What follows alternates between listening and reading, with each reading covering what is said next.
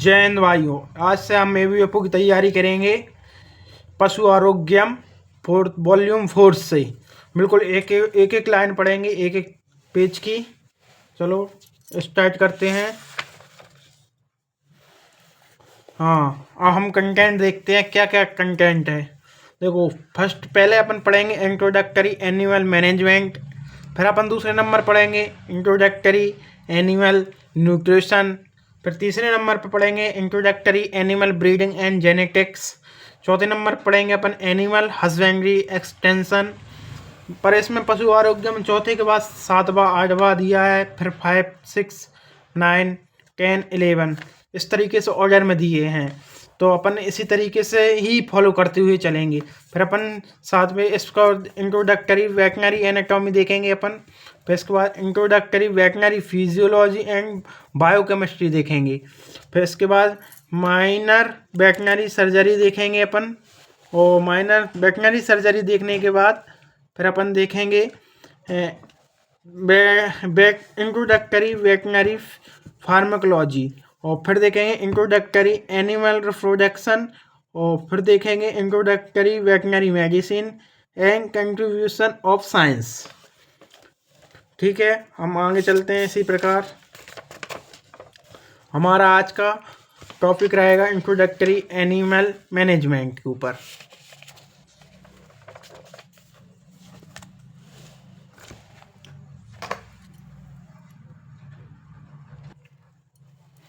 ठीक है, ये अपना फर्स्ट पशुधन लाइव स्टॉक किसे कहते हैं? पशुधन। पशुधन ऐसे पशु प्लस धन, ऐसे पशु प्लस धन, यानी कि जिस पशु से हमें धन की प्राप्ति हो, उत्पादन मिले अपन को। ऐसे गाय है, गाय से हमें दूध मिलेगा, है दही मिलेगा। और भैंस है, भैंस से दूध मिलेगा। ऐसे भेड़ से हमें ऊन मिलेगी। और जैसे पोल्ट्री है, पोल्ट्री से भी हमें मिलता है। जैसे पोल्ट्री से हमें अंडे मिलते हैं, मांस मिलता है। तो इसी प्रकार जिस चीज़ से हमें मांस, दूध उत्पादन, चमड़ा उत्पादन, ऊन उत्पादन, ये ऐसी चीज़ों से हम पशुधन की श्रेणी में रखते हैं। या जिससे हमारा कुछ अच्छा काम हो, ऐसा है कि हम उस पर भूजा ढोने के काम में लें, तो उसे भी हम पशुधन की श्रेणी में रखते हैं। ठीक है, इसको परिभाषा ऐसे पालतू जानवर टेमेड फार्म एनिमल्स जिसमें आय की प्राप्ति होती है। आय की प्राप्ति दुग्ध उत्पादन, मांस उत्पादन, चमड़ा उत्पादन, ऊन उत्पादन, बोझा ढोने के लिए हो सकती है, तो हम उसे पशुधन कहते हैं। पशुधन के उदाहरण गाय, भैंस, भेड़, बकरी, सुअर, ऊंट, घोड़ा, गधा, खच्चर, याक, मिथुन, ये सभी पशुधन के उदाहरण हैं। कुत्ता, बिल्ली, खरगोश एवं पोल्ट्री ये सभी पशुधन की श्रेणी में नहीं आते। ये पशुधन की श्रेणी में नहीं आते, पर अपने इसमें पोल्ट्री एक ऐसी चीज़ है, इसे पशुधन में नहीं आया, पर इससे हमें उत्पादन मिलता है। जैसे अपन पोल्ट्री में अपने क्या अंडे उत्पादन को मिलते हैं और मांस के लिए अपन पोल्ट्री को। ठीक है, अपन आगे चलते हैं। पशुधन इकाई लाइव स्टॉक यूनिट गाय या भैंस बराबर होती है 2 सुअर के, या 2 सुअर बराबर होते हैं 3 बछड़े के, और 3 बछड़े 5 भेड़ बकरी के बराबर होते हैं। मानव के द्वारा पाला गया प्रथम पालतू जानवर कुत्ता है। मानव के द्वारा पाला गया प्रथम रोमांसी जानवर बकरी है। मानव के द्वारा पाला गया अंतिम जानवर घोड़ा है। मानव के द्वारा पाला गया प्रथम कबूतर है। मानव के द्वारा सर्वप्रथम बॉविडी फैमिली को भोजन के स्रोत के रूप में लिया गया। ठीक है, इसी प्रकार थोड़े आगे बढ़ते हैं अपन।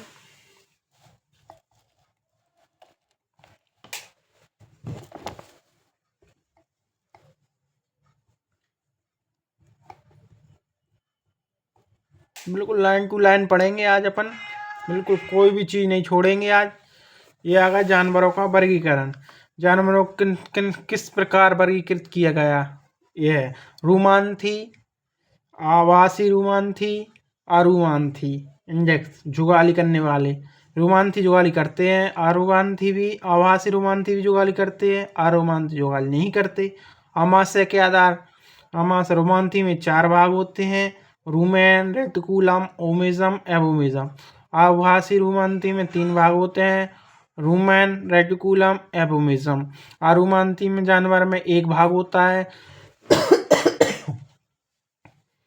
उदाहरण गाय, भैंस, बकरी, याक, मिथुन, जिराफ, हिरन, नीलगाय, ये सभी रोमांसी जानवर के उदाहरण हैं। और जानवरों में आभासी रोमांसी जानवर ऊंट, लामा, विकुना, अल्पाका, ये सभी आभासी रोमांसी जानवर हैं। और आरुवांसी जानवर सुअर, घोड़ा, गधा, खच्चर, कुत्ता, बिल्ली, खरगोश, बंदर, हाथी, इन सब में एक ही आमाशय पाया जाता है। बिल्कुल सही बात है। इसमें अपन नोट पढ़ते हैं थोड़ा। आभासी रोमांसी जानवरों में ओमेजम अनुपस्थित होता है। ये आभासी रोमांसी जानवर है, इनमें ओमेजम अपसेंट रहेगा। आरुमांसी जानवरों में एक ही आमाशय पाया जाता है, इसे मोनोगैस्ट्रिक, यानी जिसमें एक से ज्यादा आमाशय पाए जाते हैं, मतलब भाग रहते हैं, उन्हें पॉलीगैस्ट्रिक कहते हैं। और जिसमें एक ही पाया जाता है उसे मोनोगैस्ट्रिक कहते हैं। रोमांसी जानवर एवं आभासी रोमांसी जानवरों में आमाशय में एक से अधिक होते हैं, अतः उन्हें पॉलीगैस्ट्रिक एनिमल कहा जाता है। ऊंट एक आभासी रोमांसी जानवर है तथा ऊंट में वास्तविक जुगाली ट्रू रूमिनेशन देखने को मिलती है, मतलब कि इसमें जुगाली हुई दिखती है अपन को। इसमें ऊंट में आप कभी भी ऊंट को देखना, राजस्थान वगैरह में ऊंट ज़्यादा पाए जाते हैं, वहाँ पे आप ऊंट बैठा होगा और जुगाली करते हुए दिखेगा आपको, पर उसमें ओमेजम एब्सेंट है, उसे आभासी रोमांसी में रखा गया है। और खरगोश एक अरुमांसी जानवर है। खरगोश में आभासी जुगाली स्यूडो रूमिनेंट देखने को मिलती है। खरगोश में क्रोफिफेजिया को ही आभासी जुगाली कहते हैं। ये स्वयं का मल खाता है। खरगोश क्या है? स्वयं का मल खाने लगता है। स्वयं का मल खाने लगता है। ठीक है, इसी प्रकार हम आगे चलते हैं। एक पेज कंप्लीट हुआ हमारा पशु आरोग्यम का। ठीक है दोस्तों, ऐसे जुड़े रहिएगा, आपको बिल्कुल A to Z चीज़ें बताई जाएंगी। बिल्कुल ये किताब आपके सामने है, ये किताब पशु आरोग्यम की ही किताब है, बिल्कुल A to Z।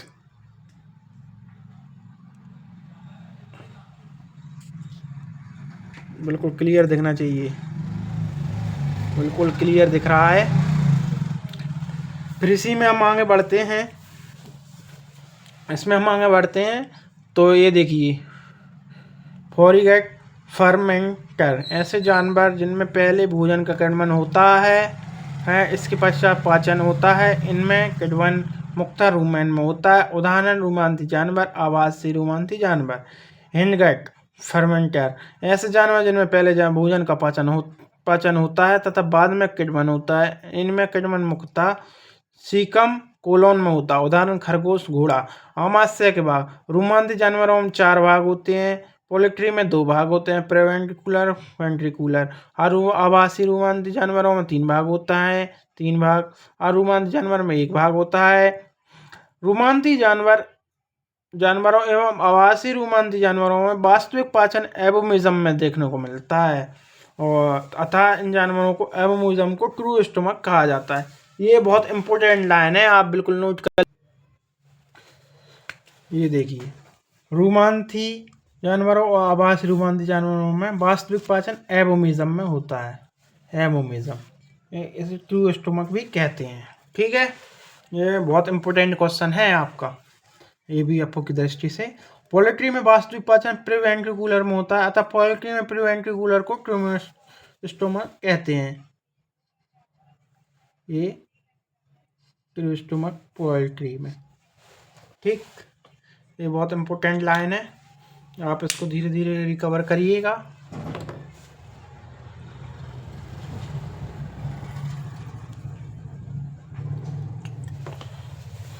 पोएट्री में हो गया, और अब अपन आते हैं 12वें पॉइंट पर। रोमांसी जानवरों में एवं आभासी रोमांसी जानवरों में आमाशय के एबोमिज्म भाग